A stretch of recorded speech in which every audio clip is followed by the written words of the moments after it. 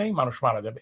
এই ঘটনা আপনার যখন পিরামিডে যখন প্রথম আর্কিওলজিরা পিরামিড খুঁড়ে কিছু মানুষজন ইনফেক্টেড হয়েছিল এবং তখনও যখন হয়েছে তখন সেটাকে অভিশাপ হিসাবে মানুষজন এটাকে ইন্টারপ্রেট করছে। ও আচ্ছা, এটা তো অত হাজার বছরের ফেরাওয়ের অভিশাপ পড়ছে ওর উপরে। আসলে তো কিছুই না, আপনার খুঁড়তে গিয়ে নতুন একটা ব্যাকটেরিয়া ভাইরাসের সাথে সে আপনার তার বডি ইমিউন না, সে মারা গেছে। এবং একটা জিনিস কি লক্ষ্য করছেন আপনি যে আমরা কিন্তু বেশি প্যান্ডেমিক যেটা হয় সেটা কিন্তু এই ভাইরাস বা ব্যাকটেরিয়া দ্বারা মানে ক্ষুদ্র মাইক্রো অর্গানিজম দ্বারা হয়। এর কারণ কি বুঝতে পারতেছেন সাদ ভাই? এর কারণ হচ্ছে একটা, আমার মনে হয় যে এটা পৃথিবীর প্রান্তে মানে সব জায়গাতেই মানে সহজেই যেমন পানি বায়ুবাহিত হওয়ার কারণে এদের দ্বারাই কিন্তু আমরা আক্রমণ হচ্ছি খুব সহজে এবং মানে এটা হচ্ছে গিয়ে আপনি কত কনট্যাক্টে আসতে পারতেছেন ইজিলি সেটার উপর ডিপেন্ড করতেছে, তাই না?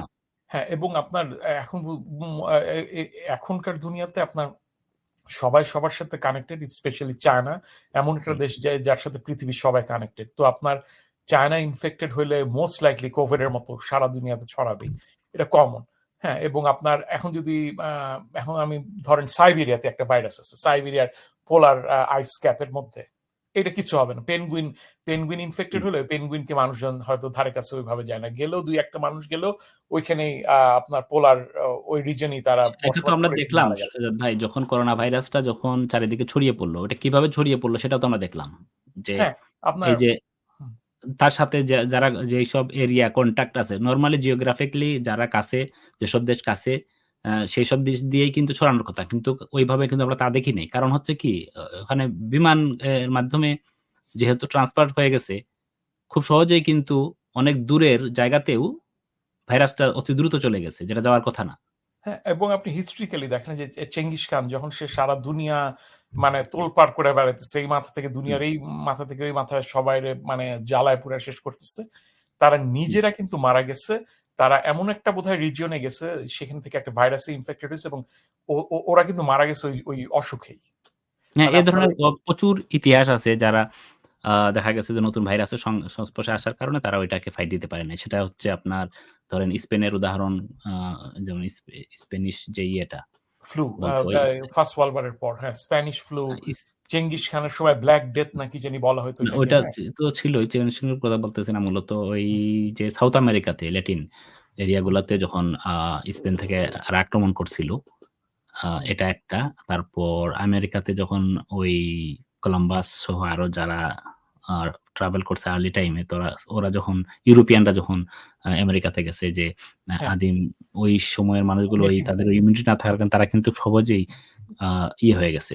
আপনার শুধু চিকেন পক্সে তারা ঘোড়া, যখন আপনার কলম্বাস আসছিল এই নর্থ আমেরিকাতে, স্পেশালি মেক্সিকোর দিক থেকে ঢুকছিল তারা, তো ওইখানে তারা পারে নাই প্রথমবার, তাদের দাবরানি খেয়ে তারা পালাই গেছিল এবং যাওয়ার সময় তারা ঘোড়াগুলিকে রেখে গেছিল এবং ঘোড়া ওরা কখনো দেখে নাই এবং ঘোড়া ক্যারি করতেছিল আমাদের চিকেন পক্স।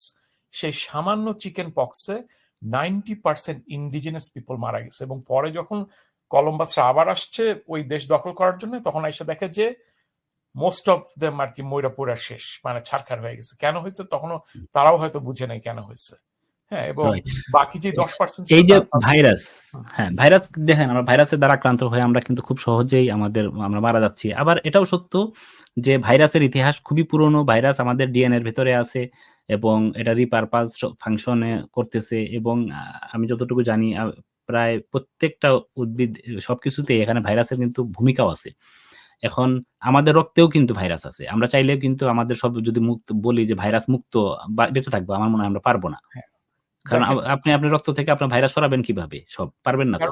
কারণ ভাইরাসের কিন্তু কাজ না, আপনি যেটা বলছেন ভাইরাসকে আমাদেরকে আক্রমণ করে মারতে চায়।